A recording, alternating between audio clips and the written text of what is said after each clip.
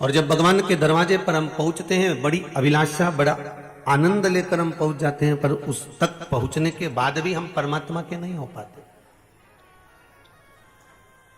वहां तक पहुंचने के बाद भी हम भगवान के नहीं हो पाते। अर्थात शरीर तो मिल गया मानव का, पर हम भगवान का भजन नहीं कर पा रहे। और थोड़ा बहुत समय अगर भगवान के भजन में लग भी गया, थोड़ा बहुत समय हम भगवान की भक्ति में लगा भी लिए, तो हमारे भीतर अहंकार इतना आ जाता है कि मेरे बराबर कोई भजन करने वाला ही नहीं होगा, मेरे बराबर कोई सेवा करने वाला ही नहीं होगा। शिव महापुराण की कथा कर रही है कि आंखों का तो हम ऑपरेशन करा सकते हैं, आंखों का ऑपरेशन कराने में हम देरी नहीं कर सकते कि करा लेंगे, पर आंखों के ऑपरेशन से कोई लाभ केवल देखने का हो सकता है,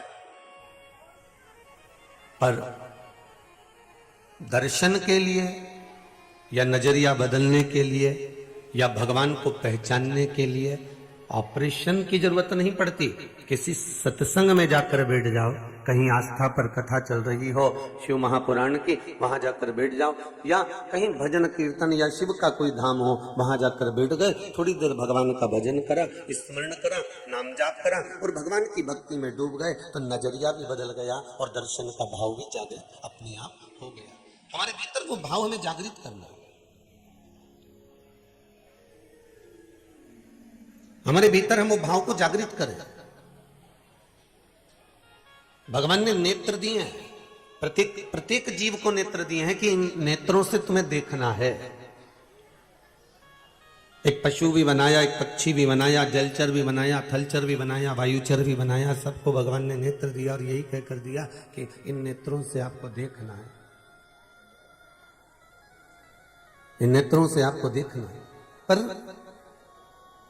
भगवान ने ये जरूर कहा कि इन नेत्रों से देखना है, पर भगवान ने ये नहीं कहा कि इससे हमें दूसरे का अवगुण देखना। भगवान कहते हैं इन नेत्रों को बड़ी मुश्किल से प्राप्त हुआ है। महाराज, इन नैनों को रोग लगा है, रोज सिनेमा देखन का, इन नैनों से दर्शन कर लो, सभी रोग मिट जाएंगे। हरि ओम हरि ओम हरि ओम। बड़ी मुश्किल से नयन मिले, और वो नयन मिले तो उसको सत्कर्म में क्यों ना लगाए। अगर भगवान ने नेत्र दिए हैं तो उसको सतमार्ग की ओर क्यों ना लेकर जाए हम। शरीर दिया है तो इसको भगवान की भक्ति में क्यों ना लगाए हम। चरण दिए हैं तो इसको भगवान के दरवाजे तक क्यों ना लेकर जाए हम। और यदि भगवान ने श्रवण दिया है तो इन कानों से क्यों ना हम भगवान की कथा को श्रवण करें, भगवान की भक्ति में क्यों ना डूबे हम। जिसको सारी इंद्रियां, चाहे 5 कर्मेंद्रिय हो, चाहे 5 ज्ञान इंद्रिय हो, कल जैसा कर दीजिए भाई, 5 कर्मेंद्रिय हो चाहे 5 ज्ञान इंद्रिय हो, ये सारी इंद्रियों को हमें परमात्मा तक दे देना है।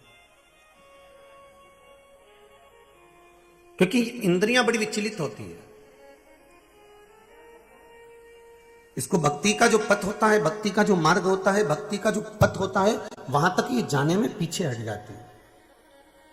चलती तो है, ऐसा नहीं कि इंद्रियां भगवान तक नहीं जाती। नेत्र को भी आप भगवान तक लेकर जाते हो, श्रवण को भी आप भगवान तक लेकर जाते हो, वाणी को भी आप भगवान तक लेकर जाते हो, हृदय को भी भगवान तक लेकर जाते हो। पर ये बीच मार्ग में कहीं ना कहीं अवरुद्ध जो उत्पन्न हो जाता है, कहीं काम का, कहीं लोभ का, कहीं विषय का, कहीं आसक्ति का, कहीं वासना का, कहीं तृष्णा का, ये अवरुद्ध जो इकट्ठा हो जाता है, और ये इंद्रियों को परमात्मा तक जाने से रोक देता है।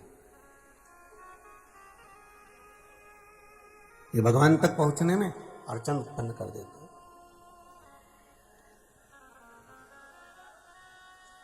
शिवगण शिव महापुराण की कथा कहती है, एक बार भृंगी ने नंदी के साथ जाकर भगवान शंकर से एक निवेदन करा।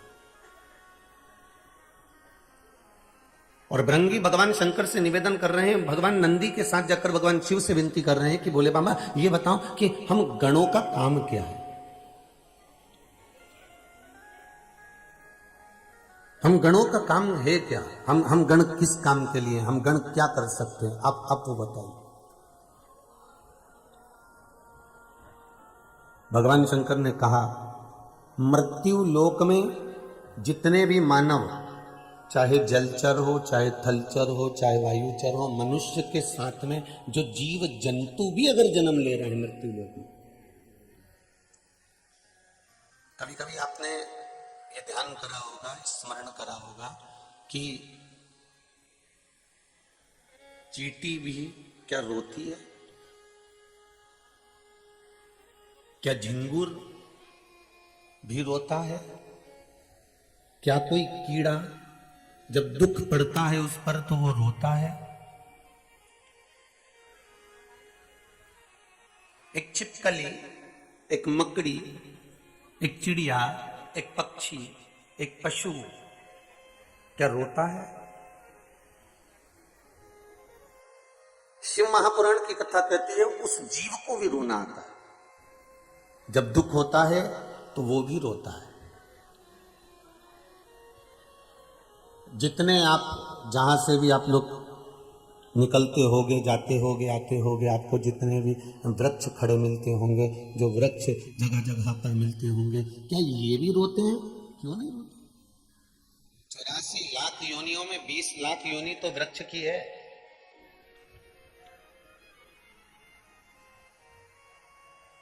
उस 20 लाख योनि में भी वृक्ष भगवान से प्रार्थना करते हैं कि हमको कांटे वाला बना देना। 20 लाख योनियों में वृक्ष कहते हैं हमें कांटे वाला बना देना, पर हमको फल वाला मत बनाना। क्यों? अगर फल वाला वृक्ष बनाओगे तो लोग हमको पत्थर मारेंगे, नोचेंगे, तोड़ेंगे, चढ़ेंगे, खींचेंगे, मारेंगे, इसलिए हमको फल वाला मत बनाना। हमें फल वाला मत बनाना। जिस वृक्ष में फल लगने लगते हैं उस वृक्ष पर लोग पत्थर मारने लगते हैं। आपके मोहल्ले में इमली का पेड़ हो तो देख लेना, बेर का पेड़ हो तो देख लेना, आम का पेड़ हो तो देख लेना, लोग उस पर पत्थर मार रहे हैं, लोग उसको खींच रहे हैं, लोग उसको डालियों को नोच रहे हैं, कोई उसके ऊपर चढ़ गया, कोई खींच रहा है, कोई तोड़ रहा है, कोई मोड़ रहा है। अगर 20 लाख योनियां तो वृक्ष की हैं, 84 लाख योनि में से ये लता पत्र ये जितने दिख रहे हैं आपको, दुर्वा है, घास है, ये सब 20 लाख योनि के अंतर्गत आ जाते हैं। वो वृक्ष भगवान से कह रहे हैं हमें फल वाला मत बनाना। और एक बात अपनी जिंदगी में उतार कर रखिए, फल वाले वृक्ष पर लोग पत्थर मारते हैं, फल वाले वृक्ष पर लोग टहनियां खींचते हैं, पर कोई कांटे वाले वृक्ष को पत्थर मारता है क्या? नहीं। जितने आस्था पर श्रवण कर रहे हैं, जितने फेसबुक यूट्यूब पर सुन रहे हैं, भाव से कहना कोई कांटे वाले वृक्ष को पत्थर मारेगा? नहीं मारेगा। कोई कांटे वाले वृक्ष को नोचेगा? नहीं नोचेगा। जिसमें फल लग रहे होंगे उसी पर पत्थर पड़ेगा, जिसमें फल लग रहे होंगे उसी को नोचा जाएगा, जिस पे फल लग रहे होंगे उसी की पत्तियों को तोड़ा जाएगा, उसी डाली को तोड़ा जाएगा। उसी तरह जब तक आपके पास में कुछ भी नहीं है, धन नहीं है, वैभव नहीं है, सत्ता नहीं है, पैसा नहीं है, दौलत नहीं है, तब तक दुनिया के लोग आप पर कोई उंगली नहीं उठाएगा। पर जैसे जैसे जैसे जैसे मेरे देव अधिदेव महादेव की कृपा आप पर होती चली जाएगी और आप उन्नति की ओर बढ़ते चले जाओगे, तो फिर लोग पत्थर मारना चालू करेंगे, फिर डालियां खींचना चालू करेंगे, फिर लोग ताना देना चालू करेंगे, अपशब्द कहना चालू करेंगे, फिर लोग आपको ताने पर ताना देंगे। तो समझ लेना कि अब आप कौन से वृक्ष बन गए हो? फल वाले वृक्ष बन गए। अब आप फल वाले वृक्ष बन गए।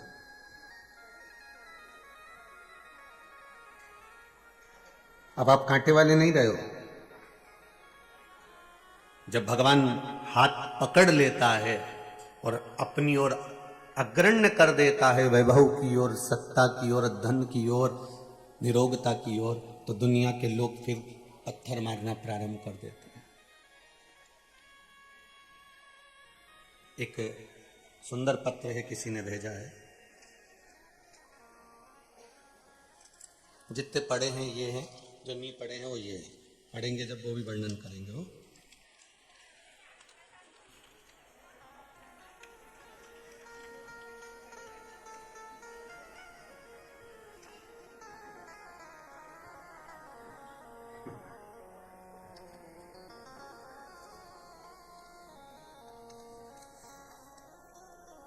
अर्पित सुभी साहू जबलपुर से हैं। कहीं बैठी हो तो खड़ी हो जाना।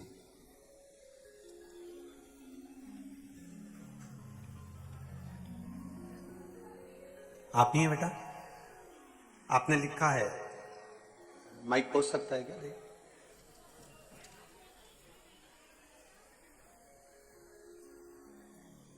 पहुंचाइए जरा।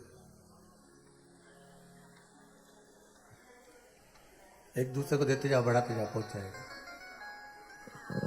इसमें बेटा आपने लिखा है 5 अप्रैल 2021 से आपकी कथा सुन रहे हैं जी गुरु। क्या बाबा ने कृपा करी बाबू? 5 अप्रैल 2021 को मैंने घर में एक कथा रखी। मेरी बुआ उस कथा में आई, उन्होंने आपके बारे में बताया। जो हमारे पास कुछ बचा हुआ था उससे मैंने कथा करवाई।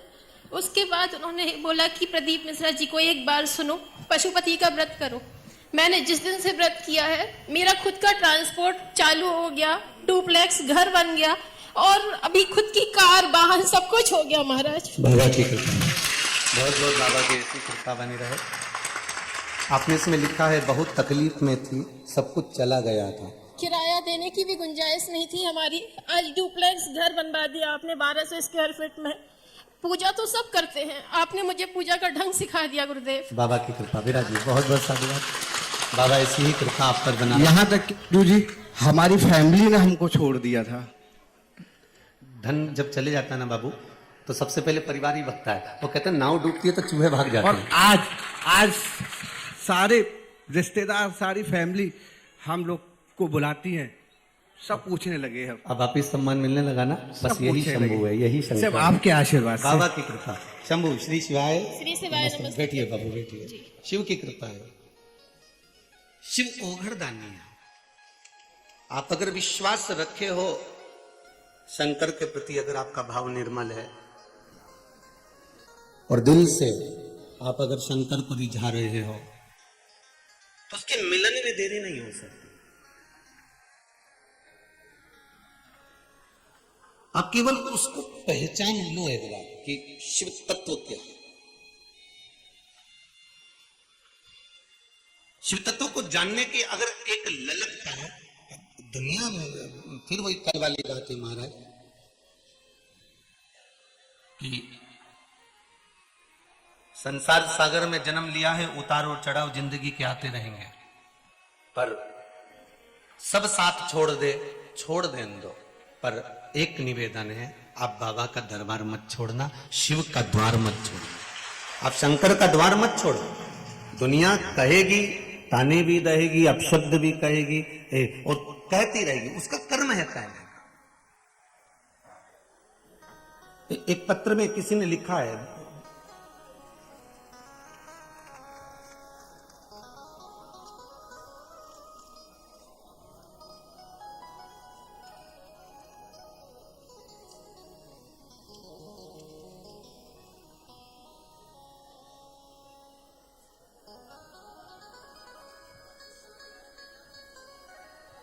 नीरज जी शर्मा हैं, ब्राह्मण परिवार से हैं।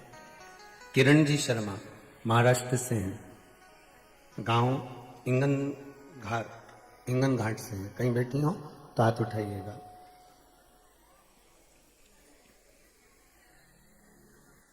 आप ही हैं? माइक दीजिए जरा।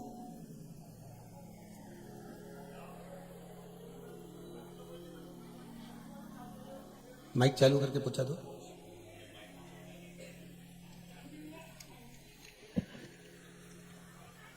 श्री शिवाय, श्री शिवाय। आपने बहन लिखा है, गुरुजी मैं किरण शर्मा जी हाँ। महाराष्ट्र से आई हूँ। जी हाँ। इंदौर अपने भाई के यहाँ आई थी। जी हाँ। परिवार सहित क्या हो गया था?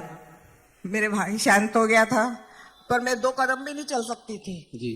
भोलेनाथ की ऐसी कृपा हुई कि मैं गंगा सागर होके आई हूँ अभी। बाबा की कृपा है। अचानक मेरी बहू के क्या हो गया था? बहू को पैरों में तकलीफ है मेरे। नहीं, आपका इसमें लिखा है बहू को भी कुछ तकलीफ हो गई थी। बहू को, मेरी बहू को एकाएक डॉक्टर ने बोला कि हार्ट में प्रॉब्लम है। पर जब से मैंने भगवान का ध्यान किया और प्रार्थना की तो भगवान की कृपा से वो सब प्रॉब्लम अपने आप सॉल्व हो गया। हो गया? ऑपरेशन जी तो हाँ, नहीं हो रहा ना? नहीं हुआ। बस ठीक है। आपने लिखा है इसमें ऑपरेशन का बोल दिया था डॉक्टर हाँ, ने। हाँ, हाँ। तो अब ठीक है ना? अब बिल्कुल ठीक है। बस बस बैठिए बैठिए। श्री शिवाय नमस्तुभ्यम। नमस्ते। शिव उपासना करिए और शंकर की भक्ति। आपको कहीं नंदी और भृंगी शिव के गण भगवान शंकर से पूछ रहे हैं कि हमें क्या करना, हमारे लिए आज्ञा क्या है। ये शिव के गण भगवान शंकर से पूछ रहे हैं। भगवान शिव ने कहा तुम्हारा एक ही काम है। थोड़ी चोंगे जैसी आवाज आ रही है बाबू। भगवान शिव के गणों ने पूछा कि हमारे लिए आज्ञा क्या है, हम क्या कर सकते हैं, वो बताया जाए। तब भगवान शंकर ने कहा तुम्हारा एक ही काम है, तुम्हारे लिए केवल एक ही क्रम है कि मृत्यु लोक में चाहे जलचर हो, चाहे थलचर हो, चाहे वायुचर हो, चाहे मृत्यु लोक में रहने वाला छोटे से छोटा जीव क्यों ना हो, उसके भीतर क्या चल रहा है और वो क्यों रो रहा है, उसके रोने का कारण क्या है, उसको क्या दुख है, ये आप मुझ तक पहुंचा दें। शंकर के जितने गणों का दर्शन आप इस पीछे फोटो में कर रहे हो, फ्लेक्स में कर रहे हो, बैनर में कर रहे हो, या जितने भी शिव जी की शादी में शंकर भगवान के गणों का दर्शन करते हो, ये गण जितने 33 कोटि देवता हैं उससे थोड़े बहुत कम भगवान शंकर के गण हैं।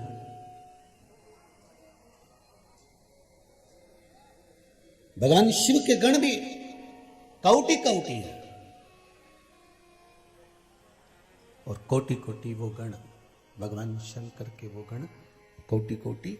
ये सब पर चाहे वो पशु हो, पक्षी हो, जलचर हो, थलचर हो, वायुचर हो, जितने भी जीव जहाँ विराजमान होते हैं, उन जीवों के रोने की दशा क्यों रो रहे हैं, क्या कारण है, उनको तकलीफ क्या है, उनको दुख क्या है, उसका कारण ये जो गण है ये जान जाते हैं और जानकर देव अधिदेव महादेव से देव अधिदेव महादेव से जाकर बोल देते हैं, भगवान शिव से जाकर कह देते।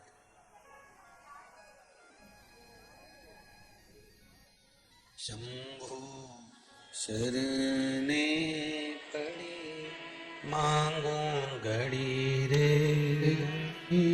दुख काटो दया करी। शंभु शरणे पड़ी मांगो घड़ी रे घड़ी, दुख काटो दया करी निदर्शन। भगवान शिव की कथा करें। एक चींटी भी रोती है, एक पक्षी भी रोता है, एक पशु भी रोता है, एक जलचर जल में रहने वाला जीव भी रोता है, एक वायु में रहने वाला, एक थल पर रहने वाला जीव भी रोता है। अब आप में से कितने लोग हैं कि चींटी को रोते हुए देखा हो और उसकी हृदय की गति आपने जानी हो कि ये क्यों रो रही है?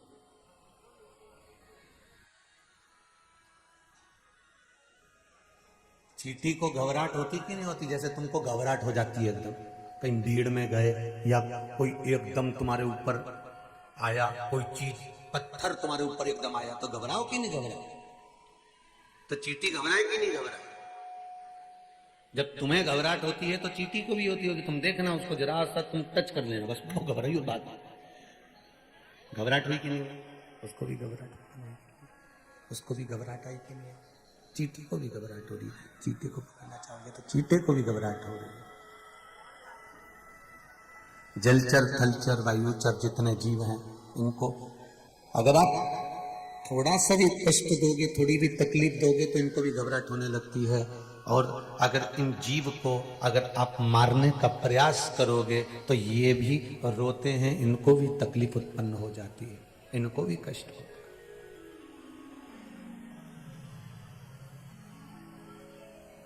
इस संसार सागर में आने के बाद कोई ऐसा नहीं जिसको कष्ट नहीं।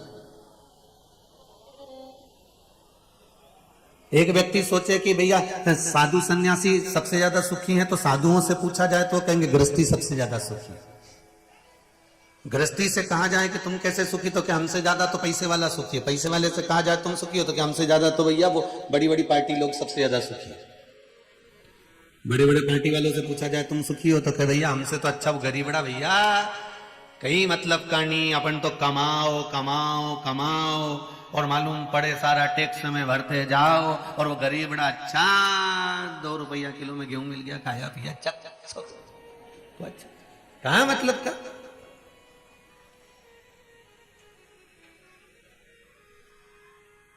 धन को बचाने का भी टेंशन, रखने का भी टेंशन, तो उससे तो वो गरीबड़ा बड़ा। फिर गरीबड़ा से पूछा तू सुखी है, अरे अपन काय का सुखी भैया, देखो पैसे वाले कितने जोरदार गाड़ी में घूम रहे हैं, बंगले में रह रहे हैं, जमीन। तो यहाँ तो प्रत्येक व्यक्ति के हृदय में दुख समाहित ही चलता चलती रहती है, दुख समाहित चलता ही रह रहा है। उसकी परिभाषा के अंतर्गत दुख उसके अंतर्गत घूम ही रहा है।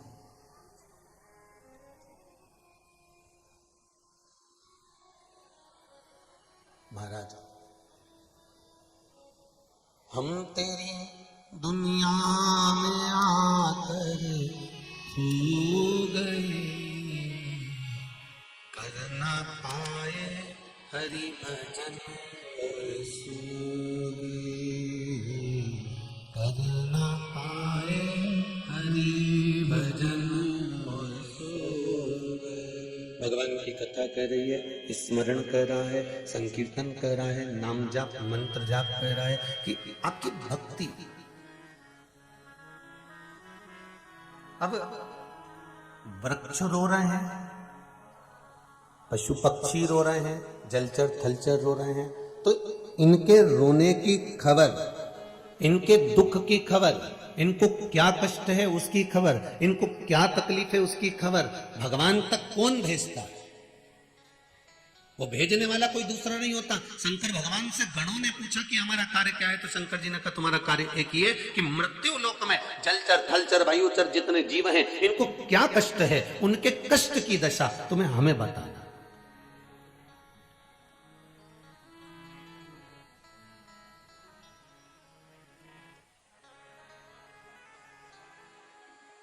एक बार भृगु ऋषि तीनों देवताओं की परीक्षा करने के लिए चले, ब्रह्मा विष्णु और महेश की। अब भृगु ऋषि जब परीक्षा करने के लिए चले तीनों देवताओं की, तो सबसे पहले भृगु बाबा पहुंचे ब्रह्मदेव के पास में, और ब्रह्मा जी के पास में जाकर उन्होंने जो देखा, और ब्रह्मा जी के पास में जैसे ही पहुंचे तो ब्रह्मा जी तो अपने नेत्र बंद करके भगवान की भक्ति में लगे हुए थे, और जैसे ही भृगु बाबा आए तो ब्रह्मा जी उठ के खड़े नहीं हुए, उन्हें आदर नहीं करा, सम्मान नहीं करा, तो इनको क्रोध आ गया और इन्होंने ब्रह्मा जी को थोड़ा सा श्रापित कर दिया। अब ये पहुंचे भगवान शंकर के यहां, शिव जी के यहां जैसे पहुंचे तो भगवान शंकर के गण नंदी दरवाजे पर खड़े थे, इनको अंदर प्रवेश नहीं दिया। अब जब ये अंदर प्रवेश नहीं करे, अंदर की ओर जाने नहीं दिया, भृगु बाबा ने कहा मैं महादेव से मिलना है, देवादिदेव महादेव से हमें बात करना है, शंकर से हमें मिलना है, पर इनको अंदर जाने ही नहीं देते, इनको प्रवेश ही नहीं देते। जब प्रवेश नहीं दिया तो भृगु बाबा को क्रोध आ गया, और भृगु ऋषि ने कहा नंदी तूने मुझे रोका है दरवाजे पर, तूने मुझे रोका है दरवाजे पर, मैं तुझे श्रापित करता हूं कि तू दरवाजे पर ही रहेगा।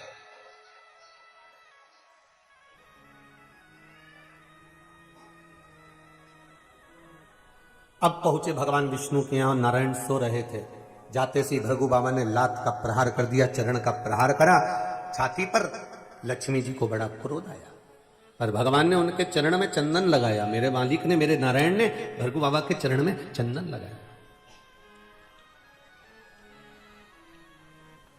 भृगु ऋषि के चरणारविंद में चंदन। तो माता लक्ष्मी ने पूछा, प्रभु चोट तुम्हें लगी है तो तुम्हारी छाती पर चंदन लगाना चाहिए, तो आप भृगु ऋषि के चरण पे चंदन लगा रहे हो।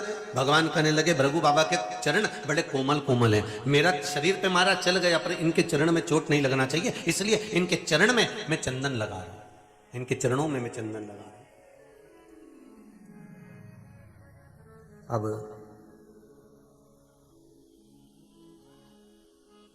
आज नंदी भगवान शंकर का गण सबको मोदक खिला रहा है। अगर आपको कोई श्राप दे दे, आपको कोई गाली दे दे, आपको कोई अपशब्द कह दे, तो आप में से कितने लोग हैं जो दुनिया के लोगों को लड्डू खिलाएंगे, मिठाई खिलाएंगे? नहीं साहब, तुम्हें तो रसगुल्ला खाना ही पड़ेगा, आज मेरे रिश्तेदार ने मेरे को गाली दी है। नहीं साहब, तुम्हें तो खाना ही पड़ेगा।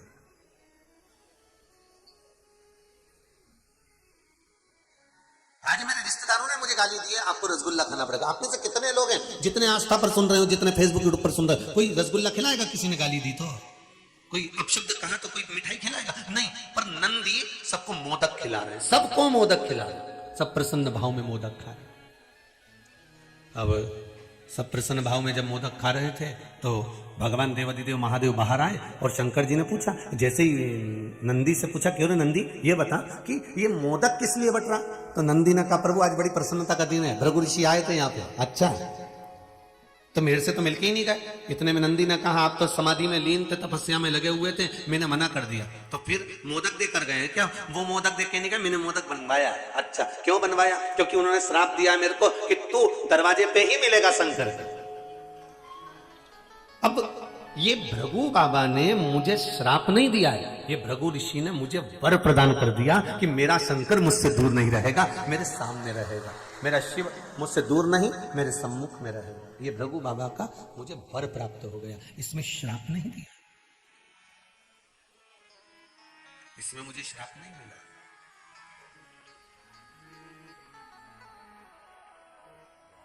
मुझे वर प्रताप, मुझे वर प्राप्त किया है, मुझे वर प्रदान किया कि आप शिव के सम्मुख में रहो, भगवान शंकर के साथ। और फिर निवेदन है, अगर आप शंकर के दरवाजे जा रहे हो, शिव की उपासना में जा रहे हो, शिव के द्वार जा रहे हो, शंकर के भजन में जा रहे हो, 12 ज्योतिर्लिंग के दर्शन करने के लिए जा रहे हो, शिव मंदिर में जा रहे हो, तो भगवान से कहना कि बड़ी कृपा है आपकी जो आप मुझे यहाँ भेज रहे हो, बड़ी कृपा, तेरी कृपा बिना नहीं ले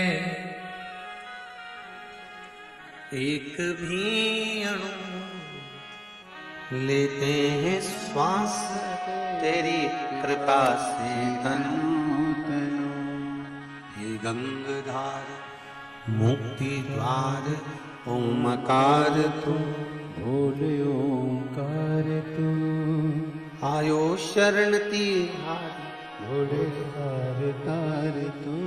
भगवान शिव की कथा कह रहे हो, गणदानी शंकर का चरित्र, देवादिदेव महादेव का चरित्र का, उसकी अगर कृपा है और आप शिव मंदिर तक जा रहे हो, शंकर के भजन तक जा रहे हो, तो उसमें शिव की कृपा जानना।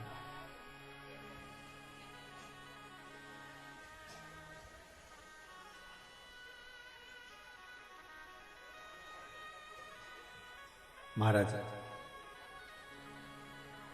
शिव कथा कह रहे हैं, मैंने गणों को अपने पास में रखा है,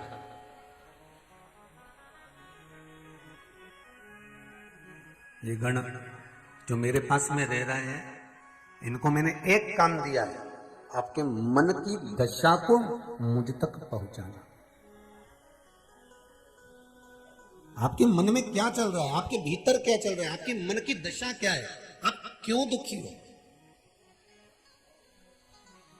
उस दुख का जो कारण होता है, भगवान शंकर के गण दिखते नहीं है, भगवान शिव के गण कभी नजर नहीं आएंगे आपको, पर भगवान शंकर के गण आपके बीच में, आपके सम्मुख में होते हैं।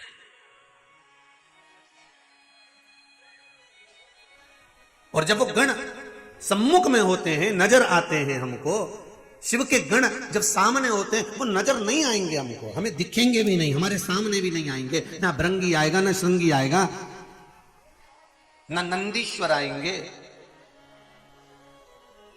पर हमारे भीतर अगर कोई बात है और हमने उसमें शिव का स्मरण कर लिया है, हमने शंकर का अनुमोदन कर लिया है, हमने शिव को याद कर लिया है, तो ये पक्का है कि वो गण हमें ले जाकर शिव तक मिला देते हैं, हमारे शंकर से हमारे बातों को कह देते हैं। वो गण हमारे मन की बात शिव तक पहुंचा देते हैं। आपको एक बात कही थी कि कई लोगों ने कहा कि गुरुजी कहते हैं कि शिव मंदिर की चौखट पर जाकर प्रणाम करो। कई लोगों को वर्णन भी कई बार आप लोगों से कहा भी कि जब जीवन में अगर तकलीफ है, कष्ट है, बहुत ज्यादा दुख चल रहा हो और आपने पशुपति व्रत भी कर लिया, उपाय भी करे और अगर आपको फल नहीं मिला है तो समझना कि कोई विपदा बहुत भारी है, थोड़ा समय लग रहा है। बहुत मोटी फाइल होती है ना, तो उसको थोड़ा गायब करने में समय भी लगता है। देवाधिदेव महादेव, तुम्हारे कष्ट बहुत हैं तो किसी कारण से हो सकते हैं, उस कष्ट को कम करने में बाबा को थोड़ा समय लग सकता है। तो अगर ज्यादा तकलीफ है, बहुत कष्ट है, बहुत तकलीफें आ ही रही हैं, जा ही नहीं रही, तो प्रयास करो ना, एक दीप बेलपत्री के पेड़ के नीचे लगाना और एक दीप पीपल के पेड़ के नीचे लगाना और एक दीप आंवले के वृक्ष के नीचे लगाना। ये 3 जगह पर दिए लगाना प्रारंभ कर दीजिए।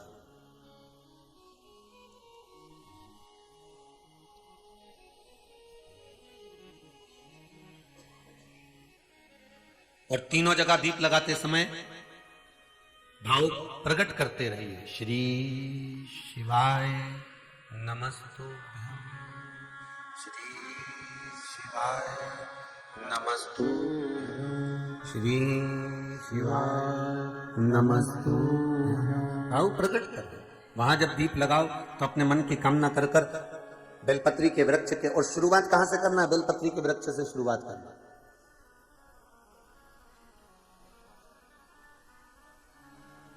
घी का दीप लगाइए, घृत का,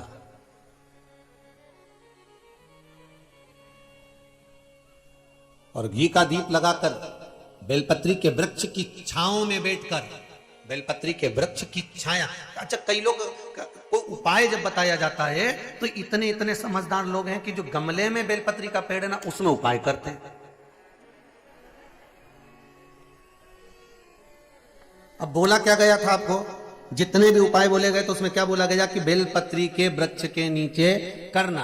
अब इनने काय में करा? वह गमले में। अब तुमने गमले में करा तो गमले में पेड़ इतना बड़ा, पौधा इतना बड़ा, उसकी छाया अपने ऊपर आ रही है क्या? उसकी छाया हमारे ऊपर पड़े तब तो वो वृक्ष कुछ फल प्रदान करे। अब तुम धूप में बैठे हो और धूप में बैठे हो और धूप में अगर कोई छाता तुम्हारे पास में होगा तो तुम उसकी छाया में रहोगे। अब उसी तरह जैसे छाते की छाया में चलोगे तो पानी नहीं लगेगा, धूप नहीं लगेगी, कभी हवा भी चल गई, छाता साइड में कर लिया, हवा भी नहीं लगेगी। उसी तरह कई उपाय लोग करते जरूर हैं। उनसे कहा कि आपको बेलपत्री के पेड़ के नीचे ये चढ़ाना है या बेलपत्री के पेड़ के नीचे ये करना है, तो उन्होंने सोचा अपन तो एक काम करो, 50 रुपए का बेलपत्री का पौधा अपने घर पे ले चलो, वहीं गमले में लगा लेंगे, वहीं पूजन करते रहेंगे और वहीं पे सारा उपाय करते रहेंगे। अब महाराज चिल्ला चिल्ला के कह रहा सियोर वाला की बेलपत्री के पेड़ के नीचे करो, तो पेड़ के नीचे का मतलब है कि वृक्ष की छांव हमारे ऊपर होना चाहिए। आशीर्वाद का मतलब जानते हो ना सभी लोग, कि किसी को प्रणाम करो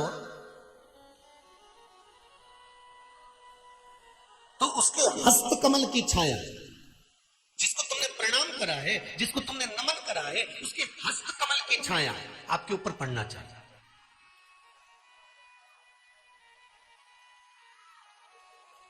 हस्त कमल की छाया पड़ना या दृष्टि पड़ना, इन दोनों में ज्योतिषाचार्यों से किसी से पूछा जाए, हम ज्योतिषाचार्य नहीं है, पर किसी ज्योतिषाचार्य से जाकर पूछा जाए कि जब कोई प्रणाम करता है, जब कोई नमन करता है, तो हाथ की छाया या हस्त कमल या दृष्टि क्यों डाली जाती है, उसका कारण क्या है?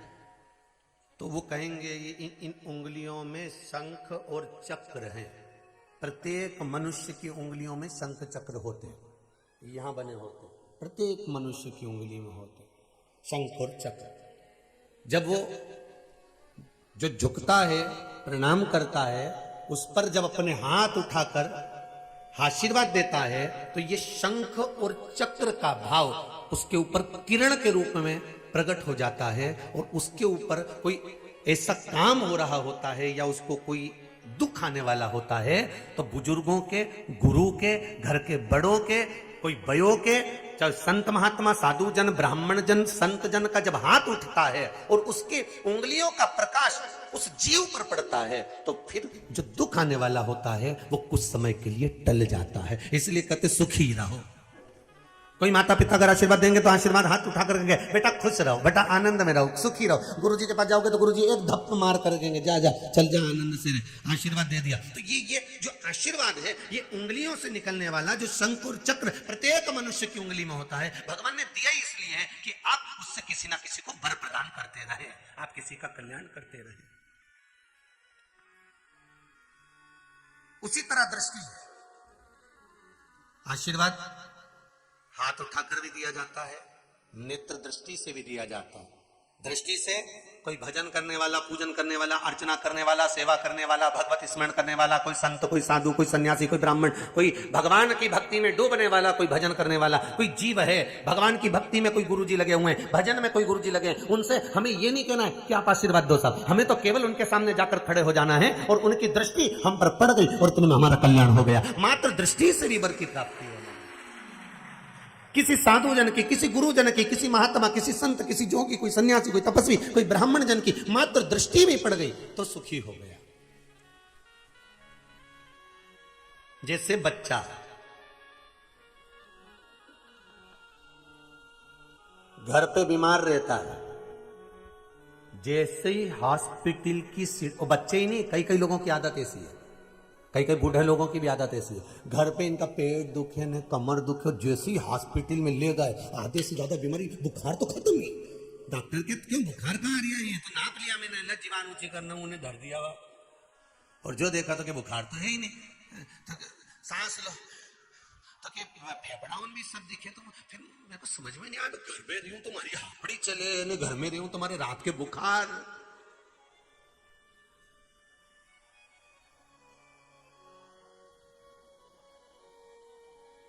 पर डॉक्टर साहब मेरे को तो लगता है कि आपका हाथ लगते से ठीक हो जाओ।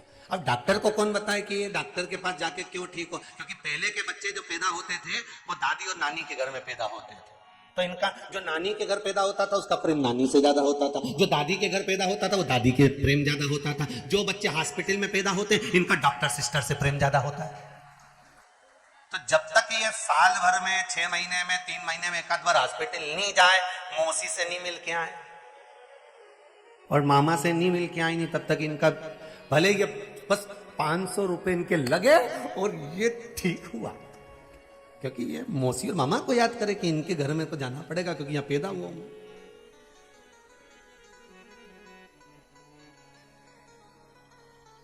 वहां पहुंचना पड़ेगा। तो शिव पुराण कर रही है, शंकर की कथा कर रही है।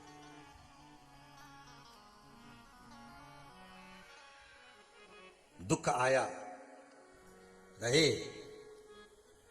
महाराज,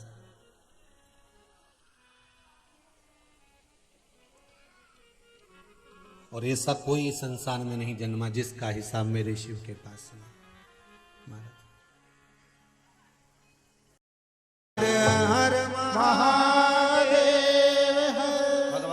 ओघड़दानी, त्रिकालदर्शी, कैलाशी, अविनाशी, शिव की कृपा ही कुछ है महाराज। भगवान शंकर के जितने गण हैं ना, वो कुछ ना कुछ आपके भीतर क्या चल रहा है, आप मंदिर में जाकर क्या बोल रहे हो, मंदिर में जाकर आपने क्या विनय करा है, क्या निवेदन करा है, क्या विनती करी है, या मंदिर में नहीं भी पहुंचे तो आप जहां बैठकर भगवान की भक्ति धारण कर रहे हैं, जहां बैठकर आप भगवान का भजन धारण कर रहे हैं, वहां आपकी चित्त वृत्ति में क्या चल रहा है, ये नंदी भृंगी जितने भी गण हैं भगवान के, ये सब शिव जी के पास जाकर कर देते, भगवान शंकर से जाकर निवेदन कर देते, शिव ओघड़ी से जाकर कह देते हैं। इसलिए निवेदन है आपसे, आप जब भी मंदिर में जाएं या ना जाएं, आपने अगर दिल से भगवान को रिझाया, दिल से बोला है, तो भगवान रिझ जाए। केवल आपको मन से कहना है भगवान से, शंभु शरणे पड़ी मांगू घड़ी रे घड़ी दुख काटो दया करी ने दर्शन दया करी ने दर्शन। केवल आप बाबा से जाकर, भगवान शिव से जाकर, भगवान ओगरदानी से जाकर निवेदन करेंगे, आपको उसका सुख, उसका आनंद आपको प्राप्त होगा। आप विनय करें बाबा से, कभी भी एक बात का स्मरण अपने भीतर रखना कि भजन का, सत्संग का, संकीर्तन का, कथा का, कीर्तन का, भगवान की भक्ति का अहंकार मत होने देना। बस इतना ध्यान रखना। और यदि कभी भगवान की भक्ति में डूबने का मौका मिले तो उसमें दिखावा मत होने देना।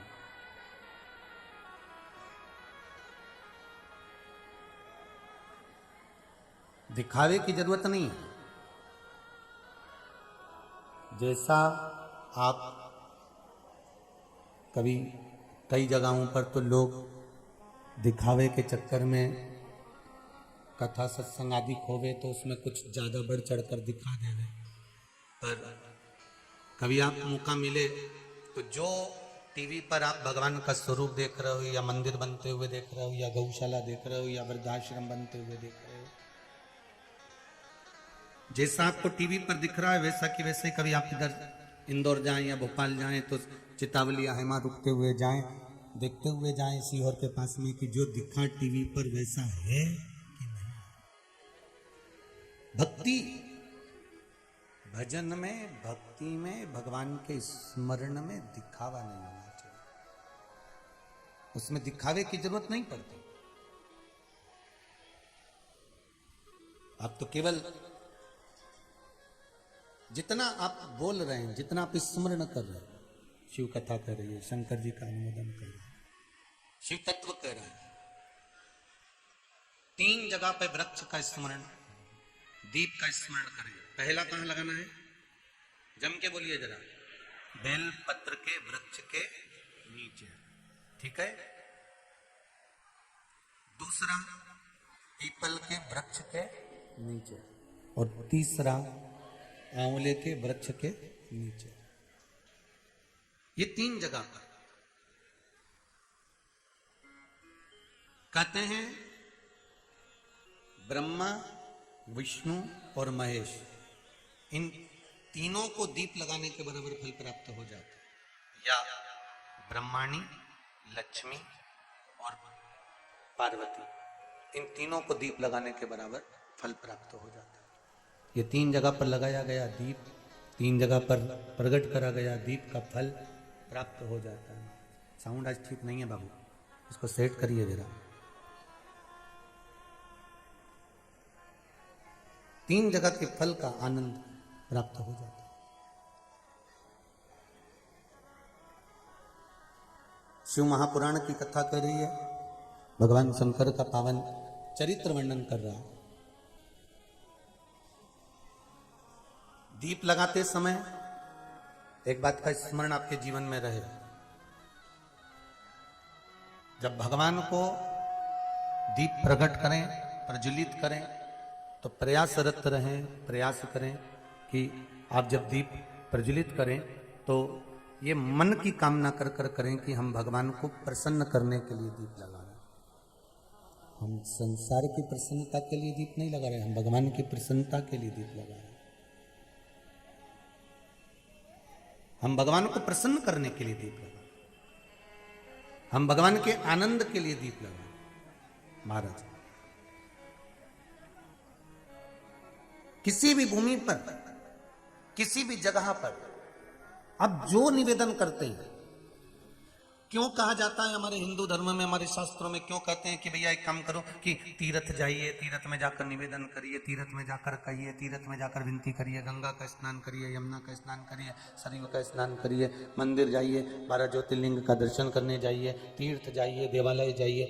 क्यों कहते हैं? क्यों हमारे पुराणों में कहा गया, हमारे शास्त्रों में कहा गया कि यहाँ से जो आप अपने घर में पुण्य करते हैं उससे ज्यादा पुण्य, जैसे आपने 1 रुपया दान करा, पुण्य करा, सत्कर्म करा, तीर्थ में जाकर आपने वही 1 रुपया करा तो 1000 गुना हो गया, और किसी गंगा नदी के तट पर, यमुना, सरयू आदि नदियों के तट पर जाकर हमने कोई पुण्य करा तो वो और लाख गुना हो गया। इसका महत्व क्या है? क्यों कहा जाता है? कारण क्या हो जाता है कि उसका महत्व बढ़ जाता है, उसका फल बढ़ जाता है, उसका सुख बढ़ जाता है? क्या कारण? महाराज, भगवान के जो गण हैं ये पूरे ब्रह्मांड में भ्रमण करते रहते। भगवान के गण पूरे ब्रह्मांड में भ्रमण करते रहते हैं, पर जो तीर्थ वाली जगह होती है, जहां पर देवालय हो, पीपल का वृक्ष हो, आंवले का वृक्ष हो, बेलपत्री का वृक्ष हो, नदियां हो, तालाब हो, सरोवर हो, पुण्य क्षेत्र हो, पुण्यमय क्षेत्र हो, उस जगह पर ये गण सदा मौजूद रहते हैं। इनको जाना नहीं रहता, ये वहां से सूचना दूसरे गण को देते हैं और दूसरा गण जाकर भगवान तक को सूचना पहुंचा देते हैं। भगवान तक वो सूचना पहुंच जाती। जैसे एक सुंदर कथा, महाबलेश्वर महादेव, महाराष्ट्र। आप लोगों में से कई लोग गए भी होंगे, और जितने लोग महाराष्ट्र के श्रवण कर रहे होंगे तो वो तो कई बार घूम कर आए होंगे। महाबलेश्वर, लोग उसको हिल स्टेशन भी मानते हैं, पर हिल स्टेशन से ज्यादा महाबलेश्वर में शंकर जी की मूलता है। एक ब्राह्मण कन्या थी जिसका नाम था सोमनी।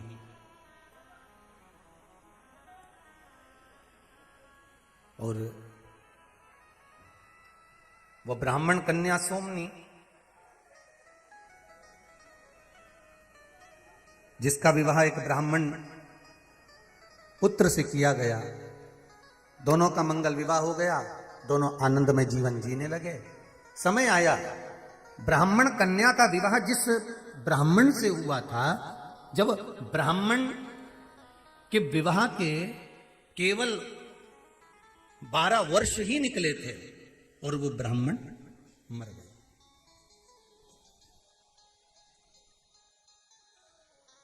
अब वो ब्राह्मण मर गया।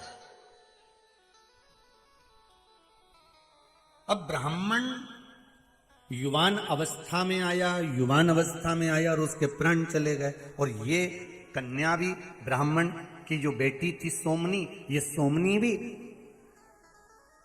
तरुणी अवस्था में आई, युवान अवस्था में आई और विधवा हो गई, वेदव्य हो गई। अब सोमनी जब बेधव्य हो गई और युवान अवस्था थी इसकी, कुछ जिस ब्राह्मण घर में ये ब्याही थी, जिस ब्राह्मण के साथ में ब्याही थी, ब्राह्मण तो मर गया, पर घर परिवार में देवर जेठ नातेदार रिश्तेदार कुटुंब कबीले वाले सभी थे। और ये ब्राह्मण सोमनी, ब्राह्मण की पत्नी, जब युवान अवस्था में थी, तरुणी अवस्था में थी, तब इसका पति मर गया। और पति के जाने के बाद ये अपनी कहीं सहेली के साथ में जलाशय से जल लेने जाती है। महाराज, जब जलाशय से जल लेने के लिए गई और जलाशय से जल जब लेकर आती है तो सखियों का साथ मिल जाता है, सखियों का संग मिल जाता है। और सखियों का संग मिलता है तो इसकी दृष्टि, सोच, विचार, बुद्धि, चित्त व्यभिचारी हो जाता है।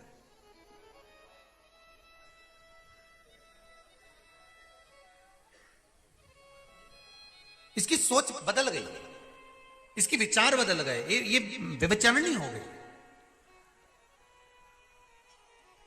अब परिवार वालों को मालूम पड़ा कि ये गलत मार्ग पर चली गई है, ये गलत मार्ग पर जा रही है, ये सोमनी ये गलत मार्ग पर जा रही है। और इसने पर पुरुषों के साथ में रहना प्रारंभ कर दिया तो परिवार वालों को गुस्सा आया।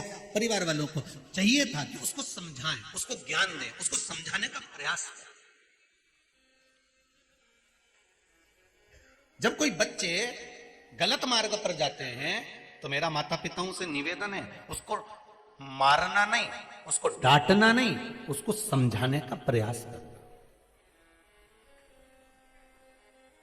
हमारे शिव महापुराण में ऐसे ऐसे शिवलिंगों का वर्णन आता है साहब कि उस शिवलिंग के पास का जल मात्र लाकर पिला दिया जाए। जैसे आपको कहा था शिव पौड़ी का जल मदिरा पीने वालों के लिए श्रेष्ठ होता है। पांडुकेश्वर का जल, शरीर में लकवा लग गया, शरीर की इंद्रियां काम करना बंद कर दी, हाथ पैर से विकलांग हो गए, तो पांडुकेश्वर का जल काम करना प्रारंभ कर देता है।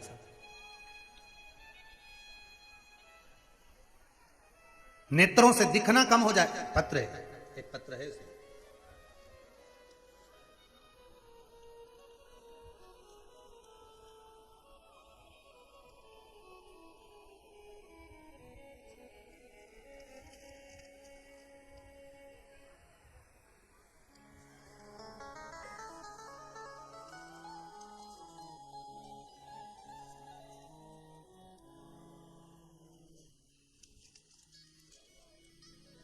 मीना वर्मन मुंबई से कहीं बैठी हैं।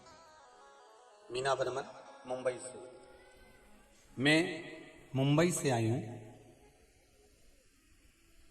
अशोक सोनी की बहन रुद्राक्ष महोत्सव में अपने बेटे को लेकर आई थी मुंबई से। उसकी आंखों में तकलीफ थी, रोशनी कम हो गई थी, आंखें लाल हो जाती थी और दिखना बंद हो जाता था। 7 साल हो गए थे ये सब दिखाते दिखाते डॉक्टरों को, पर रोशनी वापस नहीं आई थी। रुद्राक्ष महोत्सव से मैं गई और शहद वाला प्रयोग करा शिव महापुराण का। अब मेरे बेटे को दिखना चालू हो गया, उसकी नेत्र ज्योति वापस आ गई। ये पत्र में लिखा है। शिव उपासना का फल क्या है?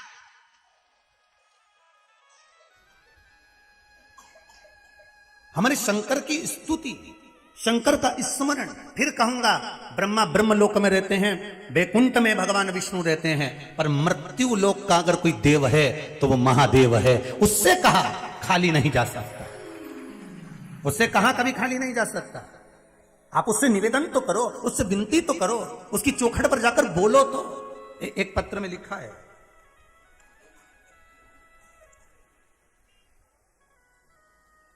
राजस्थान से श्री गंगानगर जिले से संजीव कुमार सुमारानी कहीं बैठे हो, पत्र भेजा है आपने। इसमें लिखा है 25 जनवरी को 10 बजे से 11 बजे तक गुरुजी आपके मिलने का समय था, तो मैं 25 जनवरी को 10 से 11 बजे मिलने के लिए आया। मिलना तो हुआ, केवल दर्शन, क्योंकि कोरोना महामारी के चलते मिलना बंद है। तो मेरी बिटिया ने इस पत्र में लिखा है, परीक्षा दी थी, पहले भी 3 बार दे चुकी थी, पर उसमें सिलेक्शन नहीं हुआ। तब मेरी बेटी ने शिव महापुराण की कथा सुनी थी, अपनी माँ से मेरे से कहा अपन चलते हैं एक बार बाबा को धूप तो लगा के आए, बोल कर आए। 25 जनवरी को 10 बजे से 11 बजे तक मैं यहाँ आई, मिली, और मेरी बेटी ने बैंक मैनेज पेपर दिया और उस पेपर में यहां से जाते ही उस इंटरव्यू में पास हो गई, उसकी नौकरी लग गई है। उसके लिए बहुत बहुत धन्यवाद। तो पत्र में लिखा। अब 25 जनवरी को कितना दिन हुआ रे बाबा? 25 जनवरी 10 से 11 बजे से बीच मिली थी। 25 जनवरी आज कौन सी है? 26। और एक दिन की बात है, कल और आप में कितना अंतर हो गया? पत्र पढ़ लेना, इसको दिखा भी देना भाई। हो इसमें टीवी पे दिखा दो, इस पत्र को ले पढ़ लो। ये पत्र का भाव देखिए जो उसने लिखा है। कल 25 थी, आज 26 है। राजस्थान से थी, गंगानगर जिले से संजीव कुमार सोमारानी इस पत्र को लिखी है। शिव उपासना किसको कहते हैं? आप अगर दिल से उसको रिझा रहे हो, दिल से अगर विनती कर रहे हो, आपका केवल एक प्रार्थना, शिव को आपके धन और दौलत से मतलब नहीं है। ये सोमनी ब्राह्मण की बेटी, ये सोमनी ब्राह्मण के साथ विवाह हुआ, पर गलत संगत में पड़ गई, और गलत संगत में पड़ गई तो गलत विचार आ गए, पर पुरुषों के साथ रहने लगी, व्यभिचारिणी हो गई। परिवार वालों को मालूम पड़ा, उन्होंने उसको समझाने का प्रयास नहीं करा। हम अपने बच्चों को समझाने का प्रयास करें कि हमारे जीवन में हमें सतमार्ग की ओर कैसे चलना।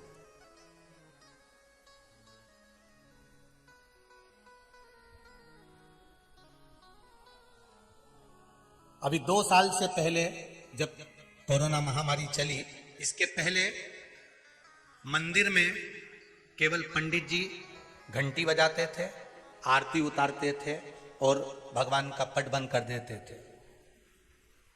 पर ये 2 वर्ष जो कोरोना महामारी के निकले हैं और लोगों ने शिव महापुराण की कथा को श्रवण करना प्रारंभ करा, तो अब केवल मंदिर में अकेले पंडित जी नहीं रहते, आरती करने वाले भी साथ में रहते हैं, पूजन करने वाले भी साथ में रहते हैं। क्यों? क्योंकि हमने खुद भगवान को हवा बना दिया था कि लोग मंदिर तक जाते ही नहीं थे। लोगों को हमने डरा दिया था कि लोग मंदिर तक नहीं पहुंचते थे। अब शंकर से लोगों का इतना प्रेम हो गया, भगवान से इतना प्रेम जागृत हो गया कि लोग मंदिर की सीढ़ी छोड़ते नहीं है। एक बार पशुपति व्रत पूरा हो जाता, दूसरी बार फिर चलने के वापिस चालू हो जाता। एक काम पूरा हुआ, दूसरे काम में फिर पूरा। एक पत्र में किसी ने, बहन जी ने लिखा है कि हम तो हर 3 महीने में बाबा के दर्शन करने आ जाते हैं, क्योंकि बाबा 3 महीने में हमारा काम पूरा कर देता।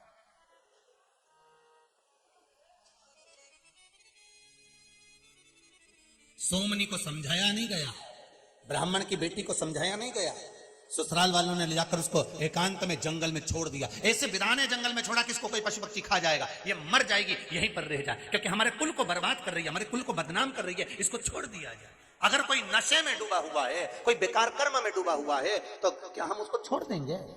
हम उसको ले जाकर जंगल में पटक देंगे? हम उसको ले जाकर कहीं छोड़ देंगे? नहीं, उसको समझाने का प्रयास करो, उसको शिव की भक्ति में डुबाने का प्रयास करो, उसको भगवान के भजन में डुबाने का प्रयास करो। कह दो उससे, तुझे काम नहीं करना ना, मत कर। मंदिर में झाड़ू लगा, पोछा लगा, शिव मंदिर की आराधना कर, शंकर की भक्ति धारण कर। कभी तो शंकर की भक्ति में डूबेगा तो एक दिन तो शंकर उसका हाथ पकड़ेंगे। वो वाली बात याद रख लो, वो टेढ़ी चोटी वाली, भला है बुरा है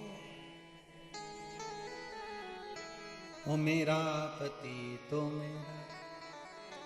बस मेरा देव अधिदेव महादेव भी यही कहता है, भला है बुरा है जैसा भी है मेरा भगत ही। बस शिव जानता है, आप गलत हो ये शंकर को मालूम है, आप अच्छे हो ये शंकर को मालूम है। आप गलत काम कर रहे हो तो उसको माना, समझाओ, डांटना है थोड़ा बहुत डांट लो, पर ये नहीं कि उसको ले जाकर हम कहीं पटक किया है, उसको ले जाकर हमने छोड़ दिया तो घर से निकल जा, हमारा संबंध खत्म हो गया, अब नहीं आना, ना मैं तुझे देखूंगी ना तुम मुझे देखना, और मेरे संबंध खत्म हो जाए। नहीं नहीं नहीं नहीं महाराज, जिस धागे की गांठ हाथ से खुल सकती है उसको खोलो, कैंची से मत काटो। उसको खोलो, कैंची से मत काटो। जब गांठ जम के लग गई हो तब कैंची का प्रयोग करो। अगर कोई बात प्रेम से सही हो सकती है तो उसको प्रेम से खोलो, जीवान की कैंची से काट कर अलग मत करो, उसको खोलने का प्रयास करो। संगत बिगाड़ेगी, सोमनी को बिगाड़ दिया संगत ने, वो जंगल में पहुंच गई, घर के लोग वापिस आ गए, रोती बिलखती अकेली पड़ी थी, पर संगत का असर ऐसा था कि इसको वहां भी वैसे ही मिल गया। एक भील ऐसा मिल गया, वो भी मांसाहार करने वाला, मदिरा पान करने वाला, और उसने इसको देख लिया। युवान थी, तरुणी थी, बड़ी सुंदर थी। उस भील ने अपना साथ बनाया और इसको अपने साथ ले गया। अब अपने साथ ले गया, भूखा मरता क्या ना करता, इसके घर में रहने लगी। भील के साथ में इसने विवाह कर लिया, शादी कर ली। तो जैसा भील मांस लेकर आता है मांस खाती, मदिरा लेकर आता तो ये भी मदिरा पीती।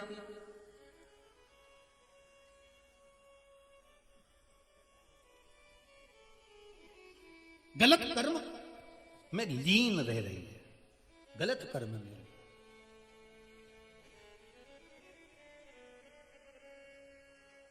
किसी गलत व्यक्ति से विवाह करने के बाद में कन्या सोचे कि मेरा जीवन अच्छा है तो ये जीवन भले अच्छा हो सकता है पर अगला जीवन बेकार ही होगा, अगला जीवन बेकार ही होगा।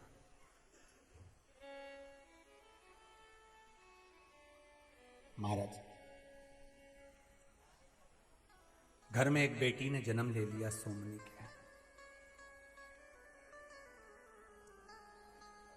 सोमनी नशे में इतनी धुत रहती, इतनी धुत रहती, जितना वो भील उतनी वो सोमनी। घर में बेटी ने जन्म ले लिया, जन्म लेने के बाद एक दिन भील कहीं चले गया और बेटी को जन्म देने के बाद ये भूख के मारे बिलबिला रही थी, बिलख रही थी, मुझे भूख लगी।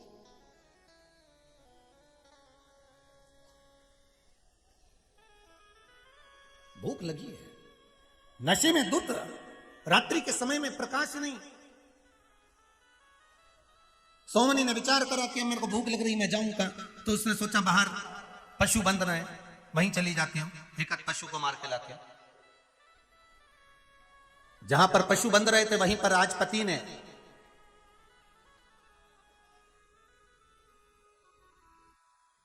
गाय बछड़ों को भी बांध रखा था।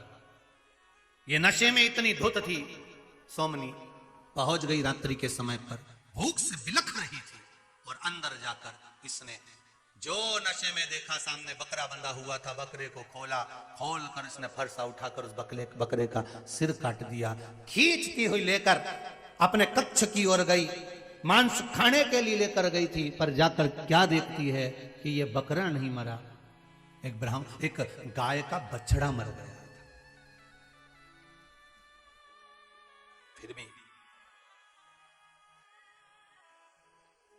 गाय का बछड़ा मर चुका था और जो बछड़ा मरा इसके मुख से 2 बार निकल गया शिव शिव, परंतु नशा इतना था कि भूख तेज थी, उसको ही खा।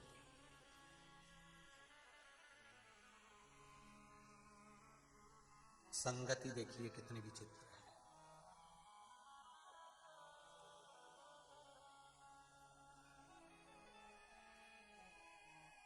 समय आया,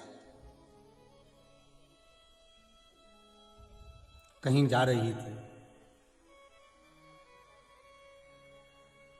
ब्राह्मण की बेटी थी, इसलिए पछतावे के रूप में 2 बार मुख से क्या निकल गया था? शिव शिव। और ये शिव नाम किसकी संगत से निकला था? जिस ब्राह्मण के साथ इसका विवाह हुआ था, जिस ब्राह्मण के साथ में इसकी शादी हुई थी, सोमनी का वो पति शिव भक्ति में लगा रहता था। इसका चित्त शिव भक्ति में नहीं लगा था, पर मुख से 2 बार शिव निकल गया इसके।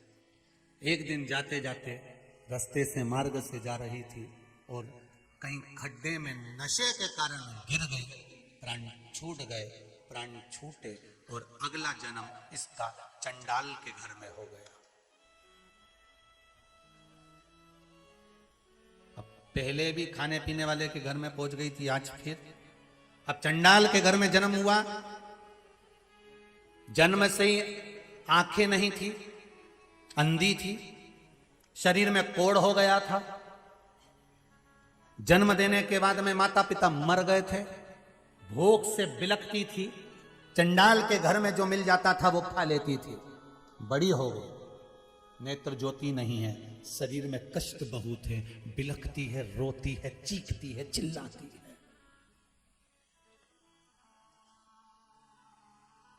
रो रही है।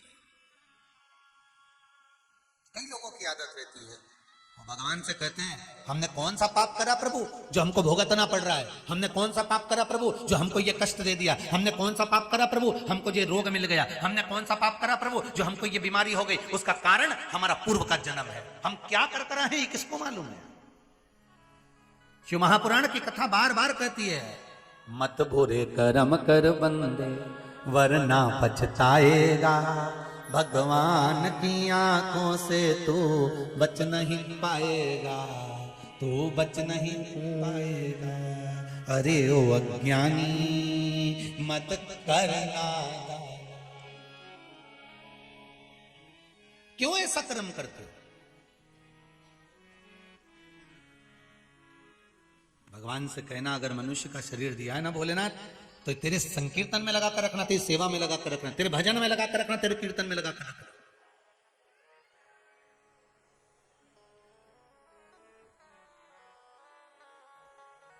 मुझे तेरी सेवा चाहिए, उसके सिवाय कुछ। एक कोटा से बालक आया हुआ है। उस बालक ने कल भी बोला, परसों भी बोला, गुरुजी अब मैं 2-4-8 दिन यहाँ आया हूं, मुझे सेवा का मौका देना। कहीं बैठा होगा, आइए बेटा, मुझे सेवा का मौका देना गुरुजी, बस मैं यहाँ पर सेवा करूं 8 दिन। और मुझे विश्वास है कि मैंने अगर 4 दिन सेवा कर लिया, 2 दिन सेवा कर लिया, 7 दिन सेवा कर लिया, तो मेरा विश्वास कहता है कि बाबा मेरी सुने, मुझे सेवा दे महाराज। और सीधी सीधी बातें शिव महापुराण भी तो ये कहती है, कर सेवा तू लगन लगाकर, मन में सच्चा भाव जगाकर, ये की आंखें खोलो रे, अब शिव जी के होलो रे।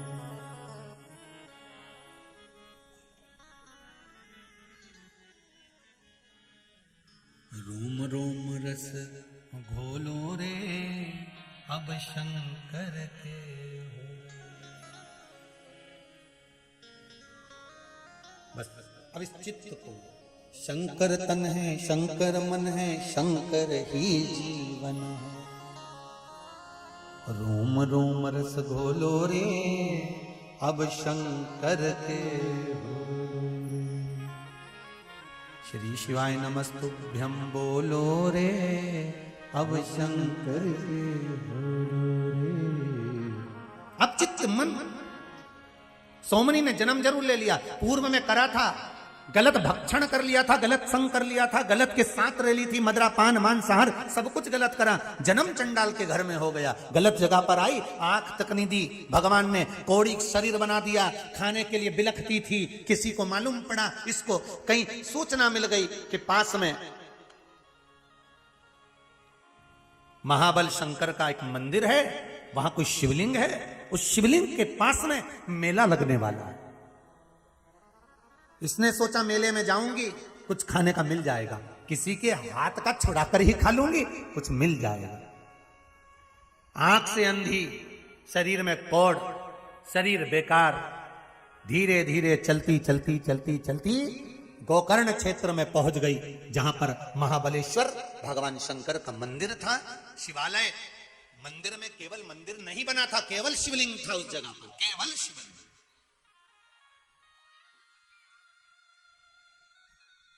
और उस शिवलिंग के पास बहुत दूरी पर शिवलिंग था, ये पहुंच गई। किसी को लगा, दया आ गई किसी को, देखो ये मंदिर आई है दर्शन करने के लिए, आंख नहीं है, शरीर में कोढ़ हो रहा है, पूरा शरीर बेकार हो रहा है। तो किसी ने मन में सोचा, इसके पास में, बिचारी के पास में बेलपत्र नहीं है चढ़ाने के लिए, तो किसी भक्त ने उसके हाथ में बेलपत्र पकड़ा दिया, ये बेलपत्र ले। अब इसको नहीं मालूम कि किसी ने क्या पकड़ाया, इसको तो पत्ता लगा। अब आंख से अंधी थी, उसने जो हाथ में लिया तो इसको पत्ते सा नजर आया, इसको लगा खाने का सामान तो दिया नहीं, इसने सूंगा तो क्या कोई पत्ती पकड़ा के चले गया। मेरे को तो भूख लगी और अपार भूख लग रही, कुछ खाने को मिल जाए। अब इसको पत्ती दी तो इसने पत्ती को फेंक दिया। अब वो बेलपत्री फेंकी, हवा चली, फिर पत्ती पत्थर से टकरा कर रुक गई, फिर थोड़ी देर बाद हवा चली, पत्ती फिर उड़ी, फिर टकरा कर गिर गई। 4 दिन निकल गए, इसको भूखी प्यासी कौड़ी अवस्था में, अंध अवस्था में पड़ी। 4 दिन की धूप में पत्ती जम के बोलिए सूख गई, सूखी। अब की बार जो हवा चली, पत्ती सीधे शंकर के शिवलिंग से टकरा गई, सीधे। महाबल शिवलिंग से जैसी पत्ती टकराई, शंकर से जाकर लगी, ये चली, भूख से बिलबिला रही थी। 4 दिन से किसी ने अन्न नहीं दिया। भूख से बिलबिला रहे। महाबल के पास से गोकर्ण क्षेत्र से आगे बढ़ी, वापिस जाने लगी। टकराती हुई, गिरती पड़ती, भूख से बिलकती हुई चली। चक्कर खाकर भूख के मारे बिलकती हुई प्राणों को तड़प तड़प के प्राण छोड़ दी।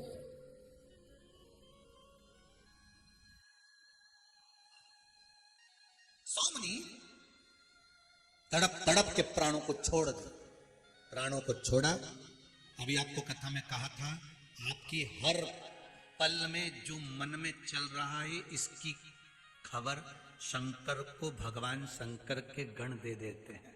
आपके मन में क्या चल रहा है। हम कई बार कथा में कहते हैं कि सती मैया शिवजी के साथ अगस्त ऋषि की यहाँ, कुम्मज ऋषि की यहाँ कथा सुनने के लिए गई, और अगस्त बाबा के यहाँ कथा सुनने के लिए जब पहुंचती हैं तो अगस्त बाबा के यहाँ कथा सुनते सुनते सती मैया के मन में आ गया, मेरी शादी हुई और मेरे पति मुझे यहाँ कथा सुनाने लेकर आ गए, इससे तो जलकर भस्म हो जाऊं तो अच्छा। तो सती मैया ने सोच लिया था कि मैं जलकर भस्म होंगी। सती मैया को जलकर भस्म होना पड़ा। शंकर भगवान ने सोचा राम जी का दर्शन हो जाए, तो राम जी का दर्शन हो गया।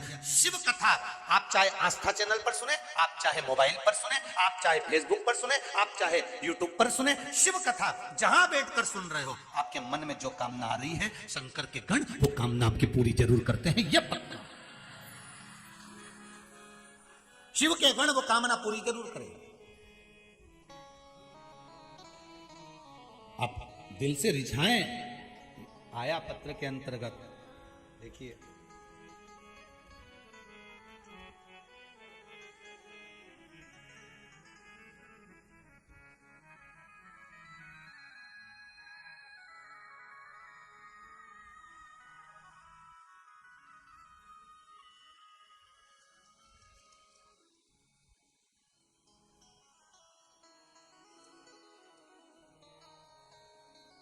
मेरा नाम सुमन गर्ग है,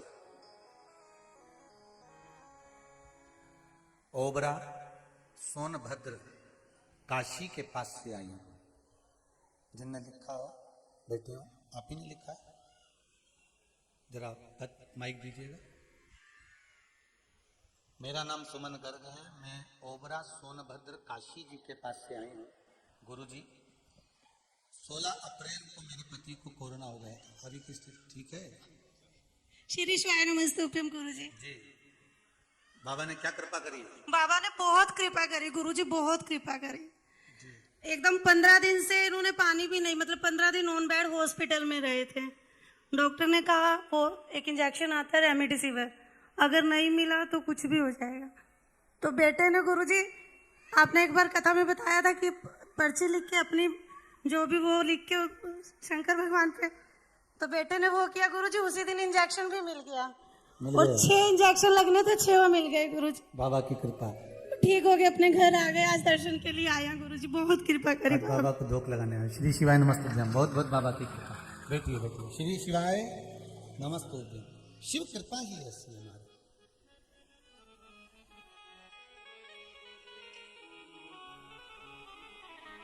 गीता वर्मा, रजनी पाल, इंदौर से आए हैं गुरुजी।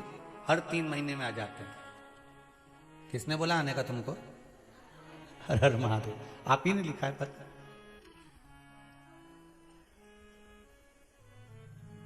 देव जरा माइक दो बेटी।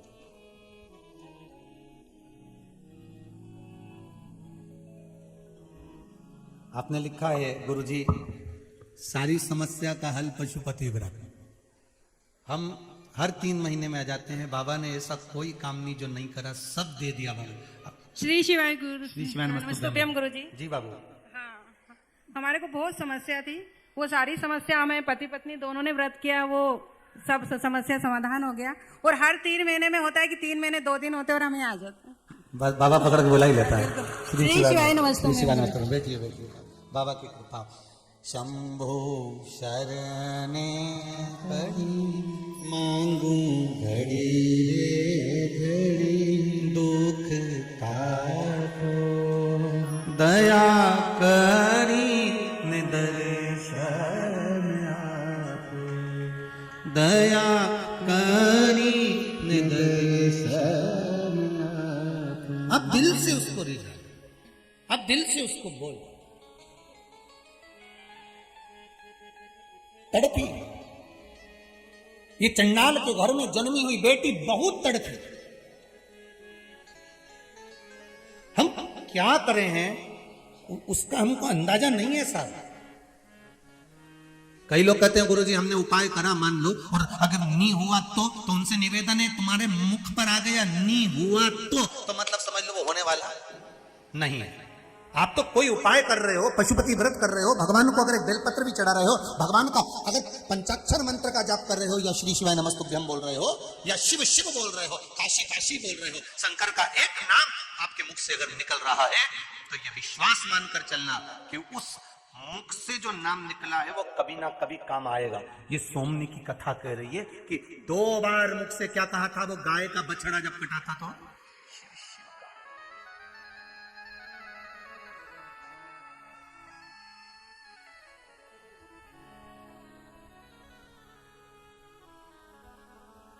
अब आपके मन में आएगा कि उसका सोमनी का जब मुख से शिव शिव निकला था फिर चंडाल के घर में काय को जन्मी, फिर उसकी आंख से अंधी क्यों हुई, फिर शरीर में कोढ़ क्यों हुआ, फिर दुख क्यों भोगा उसने, जब शंकर का नाम 2 बार लिया था तो ये शरीर में रोग क्यों हुआ, शरीर में दुख क्यों हुआ, चंडाल के घर में जन्म क्यों हुआ।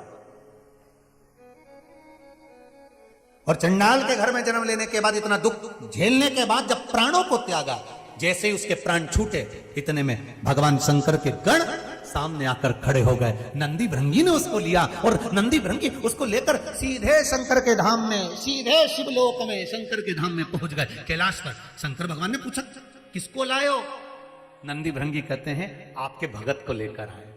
भगत को? हाँ।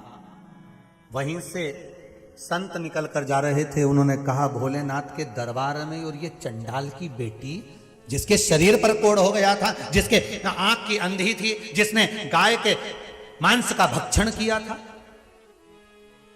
मदिरा का पान किया था, ये और ये यहां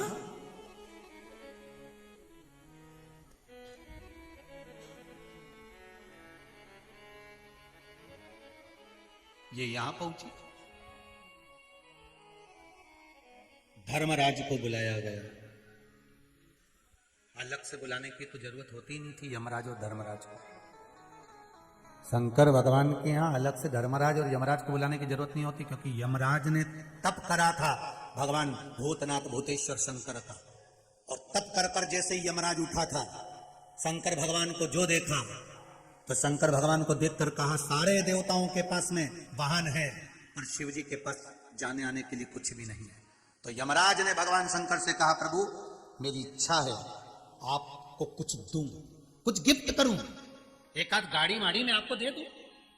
शंकर भगवान ने कहा मुझे गाड़ी वाड़ी नहीं चाहिए, मैं तो पैदल चलता हूँ, कैलाश पे रहता हूँ, नहीं आता फिर आता। नहीं नहीं प्रभु आपको कुछ ना कुछ तो मैं दूंगा। शंकर भगवान ने कहा क्या देना चाहता है? यमराज कहता है मुझे अपनी सेवा में ले लीजिए। शंकर भगवान ने कहा ठीक है, तो धर्मराज मेरा नंदी बनेगा और मैं तेरे पर सवारी करूंगा। यम तो उसके साथ में चलता है, यम और धर्म मेरे शंकर के हर पल साथ में है। जब यमराज की सवारी खुद कर रहा हो, धर्मराज की सवारी मेरा भूतनाथ, मेरा भूतेश्वर, मेरा शंकर कर रहा हो, तो फिर कहां काल सामने आएगा? अकाल मृत्यु वो मरे जो काम करे चंडाल का, काल उसका क्या बिगाड़े जो भक्त हो महाकाल का। फिर कौन सामने, फिर क्यों घबरा?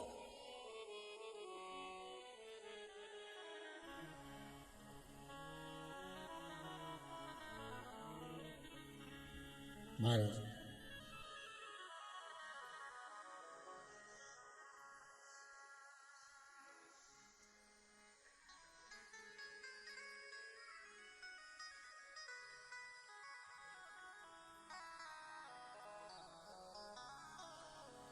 भगवान बोले इसके पाप और पुण्य क्या है? ब्राह्मण की बेटी होकर व्यभिचारिणी हुई, भील से विवाह करा, पति के जाने के बाद मांस मदिरा का पान करा, बेटी को जन्म दिया, गाय का बछड़ा कटा, उसका भक्षण करा, जन्म ली चंडाल के घर में। चंडाल के घर में जन्म लेने के बाद में फिर मरी, तो ये शिव के दरवाजे कैसे आ गई? क्या कारण है इसके आने का? शंकर भगवान के गण इसको लेकर क्यों आ गए शिव के द्वारा? तो नंदी से पूछा, धर्मराज से पूछा, तुम बताओ क्या बात है? नंदी ने कहा, ये व्यभिचारिणी होने के बाद भी इसके हाथ से जब गाय का बछड़ा कटा तो इसने 2 बार शिव शिव कहा। उसका फल इसको ये मिला कि ये चंडाल के घर में जन्म लेने के बाद कर्म का भोग तो भोगना पड़ता है, इसलिए अंधी भी बनी, कोढ़ भी हुआ, पर 2 बार शिव का नाम लिया था, उसका फल ये मिला कि ये गोकर्ण क्षेत्र पहुंच गई और महाबलेश्वर शिवलिंग के पास पहुंचने के बाद इसके हाथ में जो बेलपत्री आई इसने फेंक दी, इसके हाथ से वो बेलपत्र टच होकर गई और 4 दिन बाद शंकर को जाकर चढ़ गई। शंकर को जो बेलपत्र इसके हाथ की चढ़ी उसका फल यह मिला कि इसको वैकुंठ धाम के पास ये सुंदर कैलाश धाम में 2 बार मात्र मुख से शिव शिव बोलने से हाथ की बेलपत्र शिव पर चढ़ गई थी। कितनी बार बोली थी? 2 बार शिव शिव बोला तो हाथ की बेलपत्र शंकर तक पहुंच गई थी और वो शंकर तक बेलपत्र पहुंची तो ये खुद भी शंकर तक पहुंच गई थी। अब जरा विचार करिएगा, आप अपने मन पर लेकर चलिएगा कि आपके मुख से शंकर का नाम निकलता है, आप श्री शिवाय नमस्तुभ्यम बोलते हो, शिव महापुराण को श्रवण करते हो, भले तुम्हारा मोबाइल में डाटा खत्म हो जाता है, 3 घंटे कथा सुनते सुनते मानते हैं। और कई घर के लोग कहते भी होंगे कि महाराज बैलेंस डलवाएगा, तो उनसे जो बोले ना कि महाराज बैलेंस डलवाएगा तो उसको कह देना महाराज का खाक बैलेंस डलवाएगा। महाराज में काई की दम जो बैलेंस डलवा दे, बैलेंस तो देव अधिदेव महादेव डलवाए। और एक बार ऐसा बैलेंस डल गया ना, होता है बैलेंस में भी अलग अलग बैलेंस आता है, 10 दिन का डलता है, 4 दिन का डलता है, 10 दिन का, 15 दिन का, 1 महीने का, 3 महीने का भी लगेगा। हाँ, 3 महीने का। फिर मुझे तो लगता है कुबेरेश्वर धाम में 3 महीने वाला बैलेंस चलता है, मुझे ऐसा लगता है, मुझे ऐसा लगता है पत्रों से कि 3 महीने वाला बैलेंस। और वो एक पत्र मिला वो राजस्थान का, उससे लगा 24 घंटे का बैलेंस था, 25, 22, 26 को तो बैलेंस कहीं ना कहीं नजर आ। ऐसा लगता है कि वो दीदी बोली ना जैसे हर 3 महीने में आ जाता तो ये बैटरी चार्ज करने आते हैं, बैलेंस ये बस सिम लगाई तो चार्ज। श्री शिवाय नमस्तुभ्यं, श्री शिवाय नमस्तुभ्यं, श्री शिवाय नमस्तुभ्यं, श्री शिवाय नमस्तुभ्यं, श्री शिवाय नमस्तुभ्यं, श्री शिवाय नमस्तुभ्यं। भगवान शिव की कथा कह रही है। ये केवल इसने पाप कर्म करा था इसलिए चंडाल के घर में जन्म ले ली, शरीर में कष्ट भी आया क्योंकि पूर्व के कर्म का भोग तो मनुष्य को भोगना पड़ता है, पर भोगते भोगते जो भगवान का भजन कर ले, कष्ट भोगते भोगते जो शंकर का अनुमोदन कर ले, कष्ट भोगते भोगते जो भगवत स्मरण की ओर डूब जाए, कष्ट भोगते भोगते जो शिव तत्व की ओर चले जाए तो वो शंकर की ओर अग्रण्य हो जाता है। निवेदन है जितना बन सके शंकर का भजन करो, जितना बन सके शिव की स्तुति करो। दुख है, शरीर है मनुष्य का, तो दुख तो आना ही।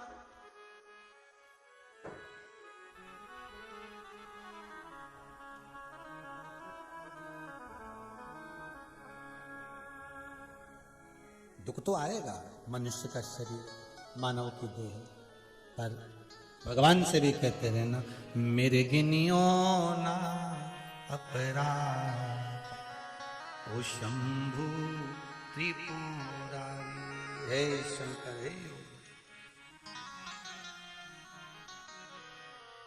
मेरे ओ घरना, तेरी कृपा चाहिए, तेरी दया चाहिए। दुख आएगा पर उस दुख में भगवान की भक्ति का संचार है, उस दुख में भगवान की भक्ति का संचार। महाराज है सौमनी कर्म का भोग भोगने के लिए चंडाल के घर में जन्म ली, पर अंत में पहुंची शिव के धाम, क्योंकि 2 बार मुख से शिव शिव निकल गया था। एक बेलपत्र हाथ की लगी हुई शिव को चढ़ गई। अब एक बहुत सुंदर बातें हैं शिव महापुराण की, आप ध्यान देंगे तो आपको जीवन में आनंद की अनुभूति होगी। बेलपत्र वृक्षारोपण महोत्सव करा था, याद है आपने? सबने खूब बेलपत्री के वृक्ष लगाए।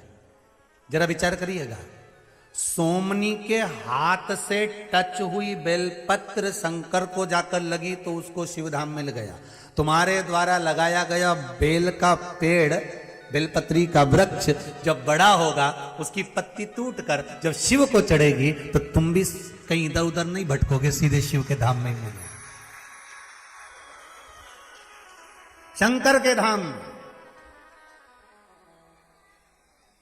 दरबार तेरा बाबा जन्नत का मिले। जरा विचार करिएगा, एक पत्र, एक पत्ती मात्र बेल की टच होकर गई और कैलाश धाम मिल गया। और ध्यान दो, 2 बार शिव बोला था, व्यभिचारिणी हुई उस समय पर तो बेलपत्री टच होकर चली गई, और बेलपत्री गई तो वो खुद कैलाश धाम चली गई। अगर आप भी शंकर का भजन कर रहे हो, एक लोटा पानी चढ़ा रहे हो, शिव की भक्ति कर रहे हो, तो समझ लेना कि आप कोई साधारण नहीं हो सकते, शंकर के हो, और शंकर ने प्रेरणा दी है, इसलिए शिवधाम के अधिकारी, शिवधाम के अधिकारी हो।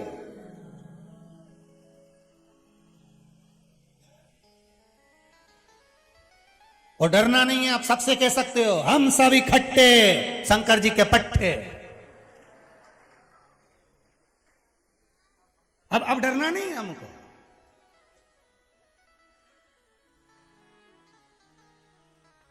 यमराज हमारा रिश्तेदार, यमराज को रिश्तेदार कहना, रिश्तेदार को यमराज मत बोल देना, नहीं तो आफत खड़ी हो जाए। यमराज हमारा रिश्तेदार, धर्मराज हमारा रिश्तेदार, गणेश जी हमारे रिश्तेदार, क्योंकि जो शंकर जी से जो जुड़ गया वो शंकर के परिवार वाला हो गया। जो शिव से जुड़ा है वो शिव का परिवार वाला है। तो अपने को अब डरना नहीं है, रिद्धि सिद्धि अपने घर की बहू, अब अपने को डरना नहीं है, शिव आराधना करना है।